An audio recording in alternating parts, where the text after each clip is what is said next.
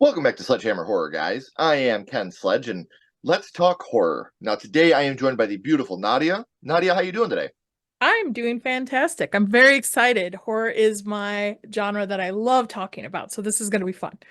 Yeah, I'm very, very excited to have you here. But before we talk about why you're here, Nadia, I would like for the people that don't know you to get to know you a little bit. You were born in the Midwest and loved horror from a very young age. Your mother was a big horror fan, so was your godmother, which is super, super rad when your parents are into horror and they let you watch it at a young age. I do got to say that.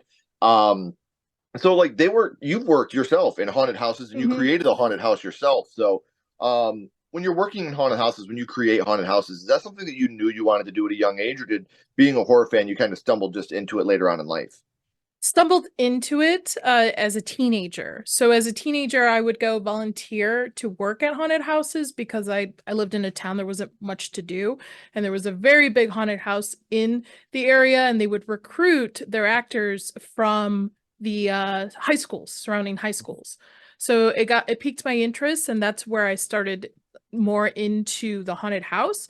But I've always been a creative person. Since I was little, I always would draw. My sister's posters on their walls were all hand drawn by me, like anime Oh, that's characters awesome. and stuff like that.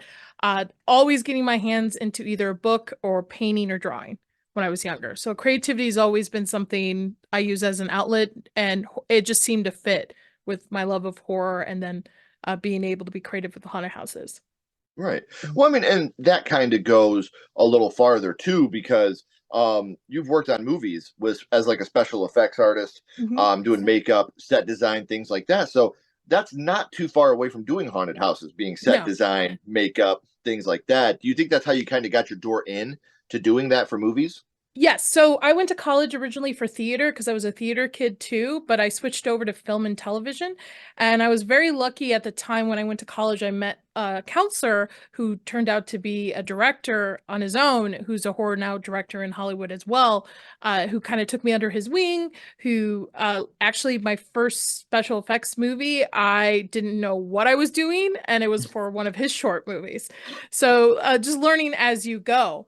And then I went to school out in LA for to kind of tune my skills because I was very self-taught. And I usually did a lot more creature and blood effects. And then when I went to school, I got to learn how to kind of focus more on the fine details, making things look a little bit more realistic than just throwing blood on it. Right. And it's amazing how you get to hone those crafts. Learning from a haunted house to being on set. While they are similar, they are not the same. So it is Yes. kind of a jump to go from one to the other, and all that. And now you do run a pop culture podcast with your husband called Inside All Day, where you guys talk about movies, books, comics, anything in nerd culture. Um, Hopefully, going to start some horror segments soon. So Yes, that's the goal I'm for 2024. Yes. I'm counting on it. I really my husband's not as a big horror fan as I am. He will watch some things, but not like to me when I'm sick, that's the genre I watch. When I want to just have a lazy day, that's what I put in the background. Uh so he's not big into it, so I'm hoping to want to focus more on the horror movies I love growing up with and then some modern stuff that I've enjoyed over the last couple of years as well. That's awesome. Um, and you guys know what I'm about to say, but I'm going to say it anyway. I have all of Nadia's social media links as well as the podcast link down in the description. So make sure you're following her on social media. Make sure that you are staying up to date with the podcast by subscribing to that on your podcasting platforms. So, what gave you and your husband the kick to finally go, you know what, let's start this podcast and let's get out there and do our thing? We're big nerds. We're Yeah, huge nerds. Huge nerds. I'm telling perfect answer. and we cross different genres. There's certain things that he loves more than I love, and we just bond over it, and we enjoy sharing that with each other and having long discussions about it. I was like, why aren't we doing this in a format that we can maybe reach our people, like reach other nerds that love talking about this stuff? And So one day I it's just really was like, let's amazing to be record. able to, yeah, to be able to do that, especially because Ashley does Sledgehammer Horror with me. So to be able to share that with your partner is something that's really fun when you guys get to bounce ideas off each other and have writing, hmm little writing times together.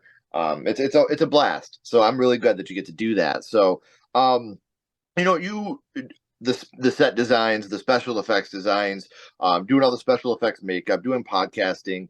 a lot of that probably wouldn't happen if you wouldn't have started yourself in the horror genre, honestly, getting into that. So now, Nadia, I would like to go back to the past and talk Okay. about what got you started in the horror genre, your first horror movie. And Nadia, the first horror movie that you watched was That I can vividly remember. Like, I can remember to the point of sitting down, where I was in the house, what scenes were playing, what TV we were watching it on, everything. Child's Play. and we're talking about 1988, the original Yeah, Child's Play, not that right? remake. Yeah, not Okay.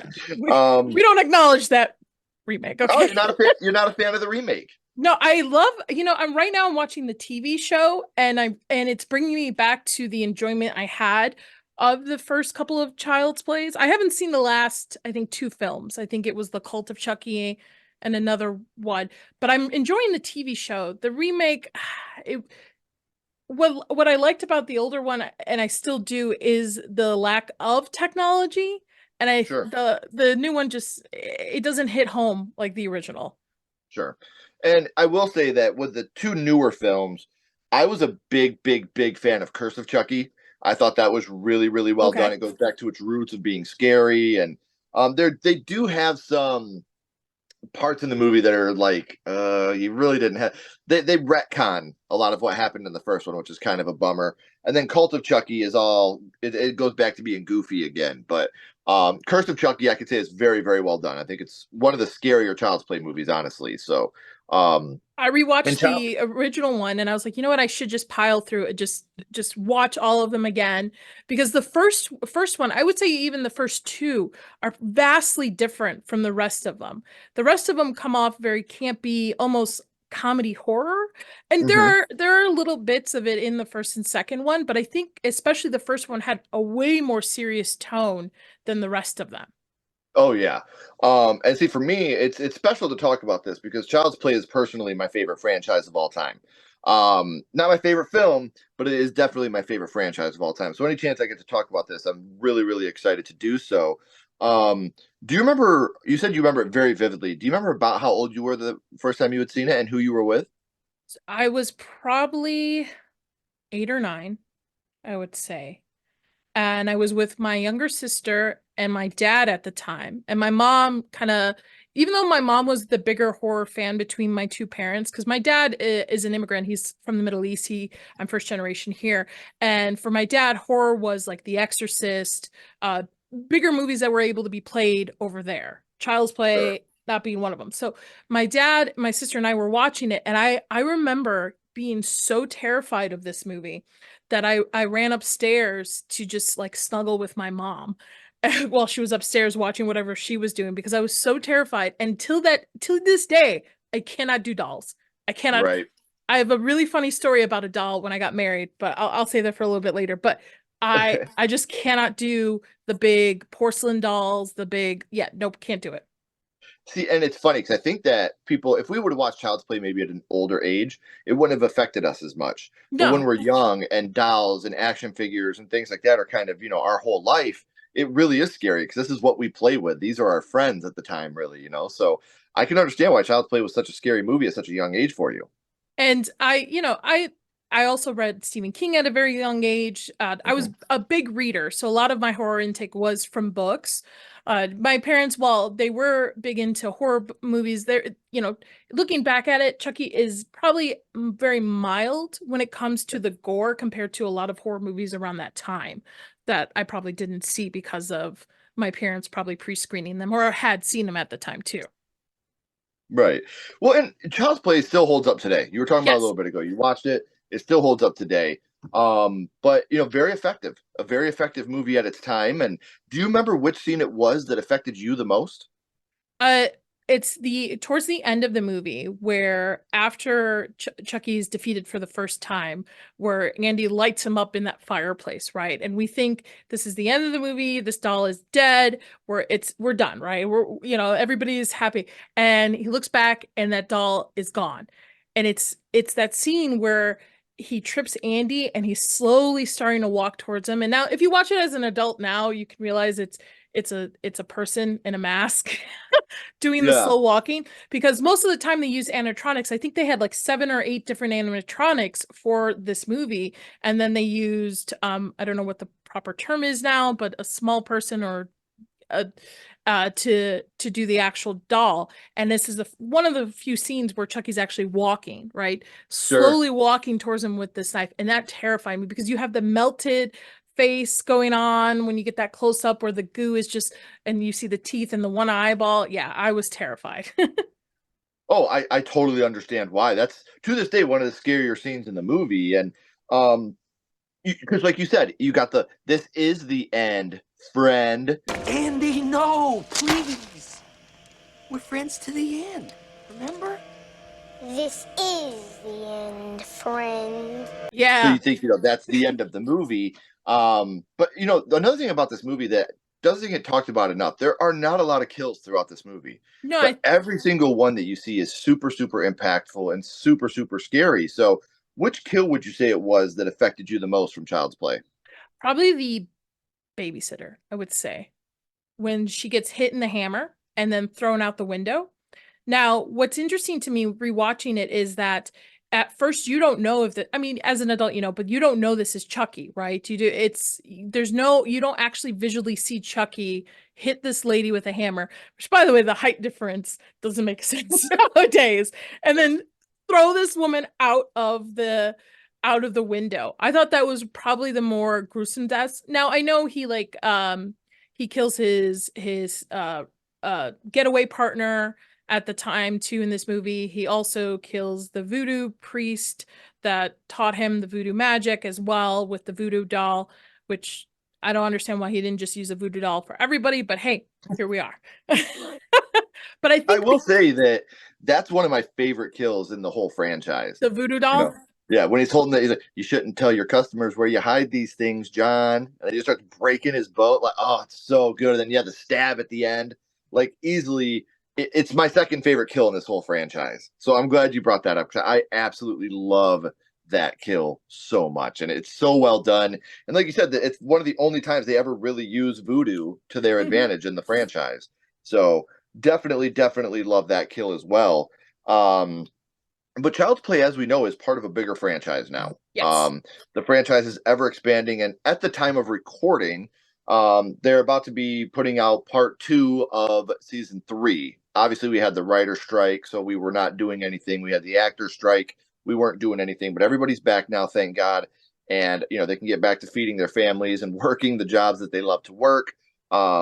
So an ever expanding franchise is still going to this day, almost 40 years later, and we're still going strong with this franchise. But of the franchise that you have seen, which film would you say is your favorite in the Child's Play franchise? I still would have to say number one. Now, I do have a soft spot for Bride of Chucky because that was a big movie back in the 90s when I was growing up, and Chucky was everywhere. And I Mhm. love it's Jennifer Tilly. Yes, Yes. Jennifer Tilly. I love Jennifer Tilly. I think she's great. I think she really just, she knows this, she's the Bride of Chucky, right? And she just plays into it. But I would say the first one will always have a soft spot for me.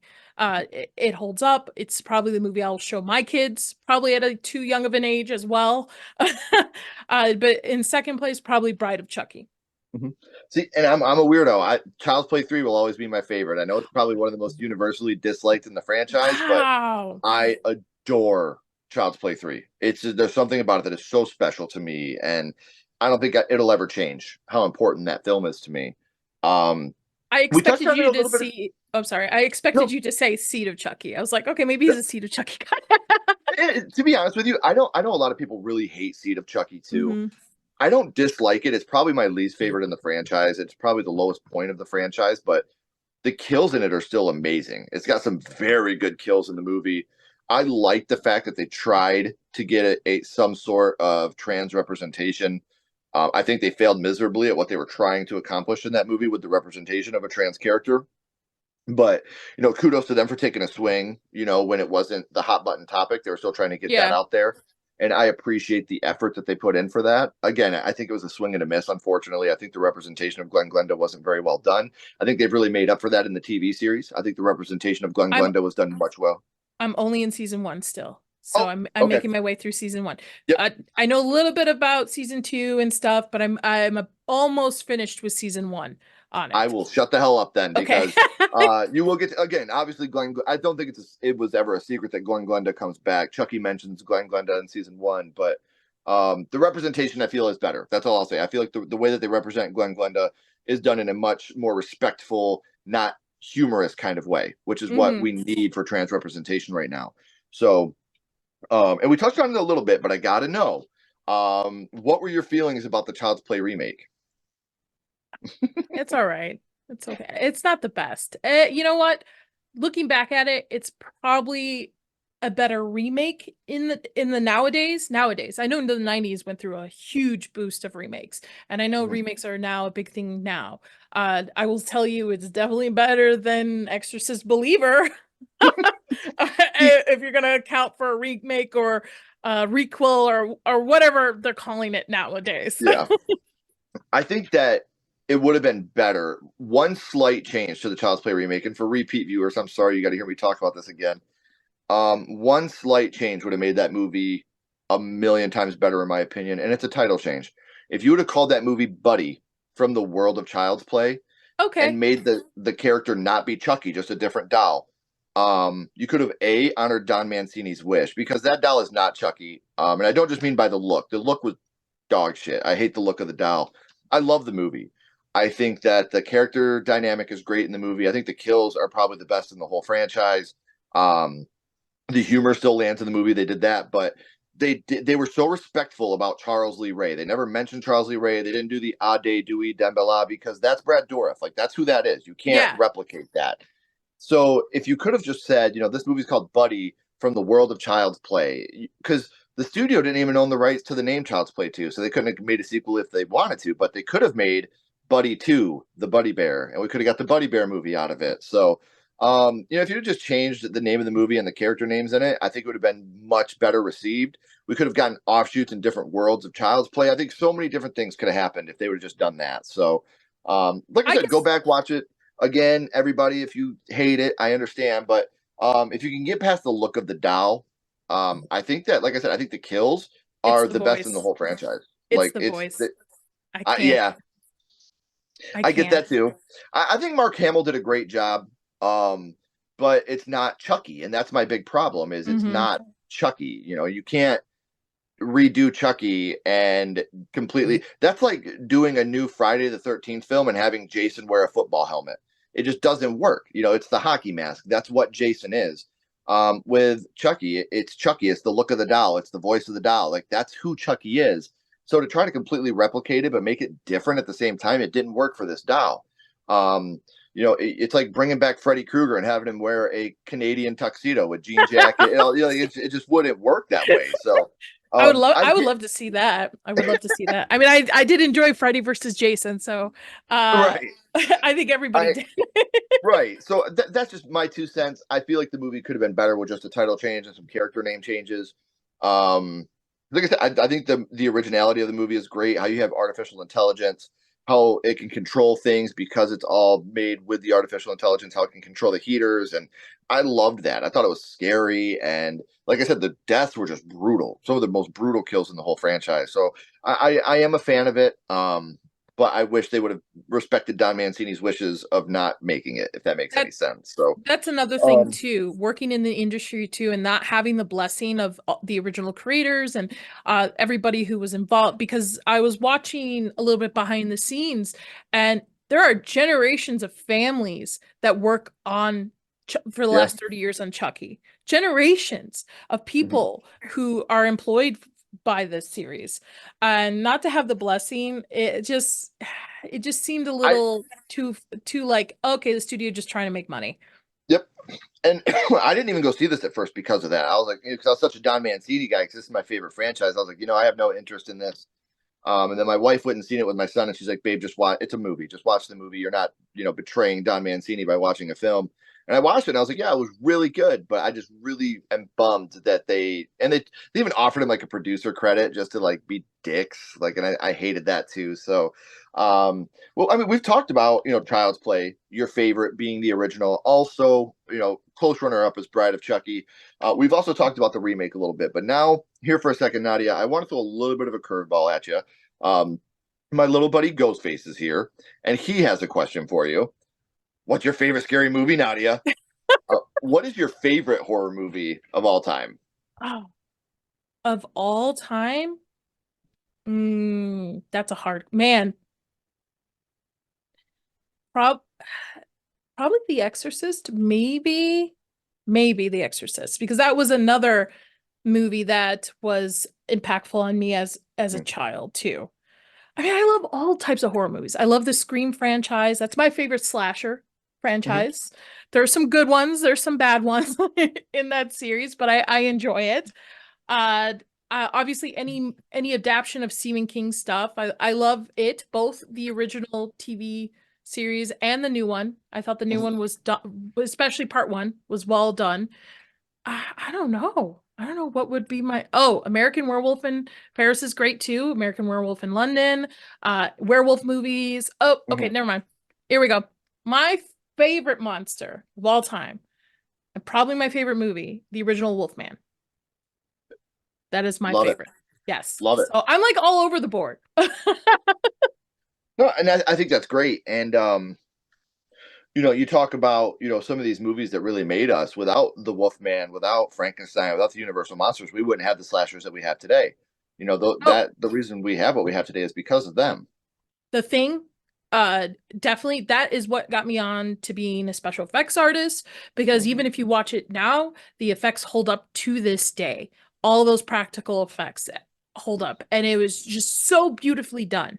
I remember watching that movie probably 100 of times as a kid, just watching it. And I'm not a Yeah. big sci-fi horror person. I don't like alien type genres, but for some reason, The Thing stuck with me to the point where I was like, this is what I want to do as a career.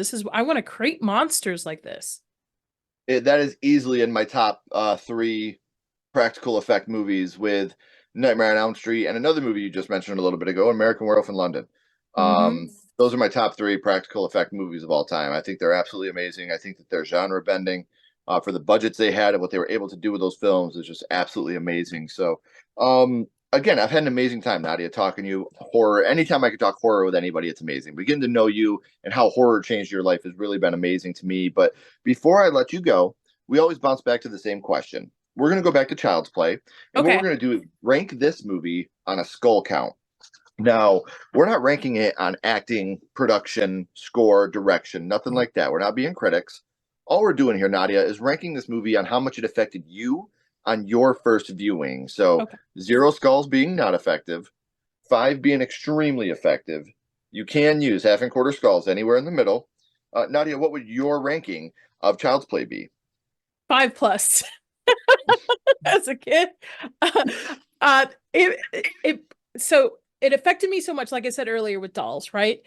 When I got married, my mom showed up one day and she starts off with like, now listen, I know you don't like dolls. I'm like, okay, this is great. And she bought a porcelain bride doll that's like 2 feet tall, like probably the size of a good guy doll. Okay. Yeah. And I open this thing up and there's a rosary around it. And she's like, "Oh, I bought it from an estate sale." I was like, "Oh, what's with the rosary?" She's like, "Oh, I put that just as precaution." And I sealed this thing and put it on the top of my closet to where if it even tried to get out, right? And mind you, I'm Right. in my 30s. Even if it tried to get out, it wouldn't be able to because it's like to the tip of the ceiling. I Right. waited for my sister to get engaged to give this doll away. I was like, "Here That's you go. hilarious. Here you go." It's a family heirloom now. Yeah, here you go. I was like, "Oh, so the rosary's for the demon inside this doll that you probably purchased." Okay, cool, mom. Oh, that's so amazing. See, and again, like that to me is how special our first horror movies are. Me personally, I don't remember my first comedy, my first Disney, my first Yeah. action, my first rom com. I remember House from 1986, and I remember what that movie did to me the first time I had seen it. So I am a huge fan of horror. I run a channel that's based on it. I grew up in a video store. My mom and dad owned a mom and pop, and I just walked down the aisles and got horror movies all day. Like that was my life. It always has been. So to learn how it started for everybody else is special to me. Now, I know I said it at the beginning, guys, but we're at the end of the third act. The credits are about to roll and the curtain's about to drop. But before that happens, I have all of Nadia's social media links and podcast linked down in the description. So, like I said at the beginning, make sure you're following her on social media. Make sure you're subscribing to the podcast to become a part of that family because we have our fingers crossed that in 2024, we are going to get some horror movie news on that podcast, maybe a segment or two there. So, the best thing you can do to become a part of that is to become a part of the family of the Inside All Day podcast. So that way you can be one of the first ones to catch it when they start doing their horror stuff. So, Nadia, please don't go anywhere. I got a couple more questions for you. Okay. Everybody else, if you haven't already, please like and subscribe. It helps the channel more than you know. And follow Sledgehammer Horror on social media. Our links are in the description as well. But until next time, keep talking horror, stay what you are, and we'll see you guys soon.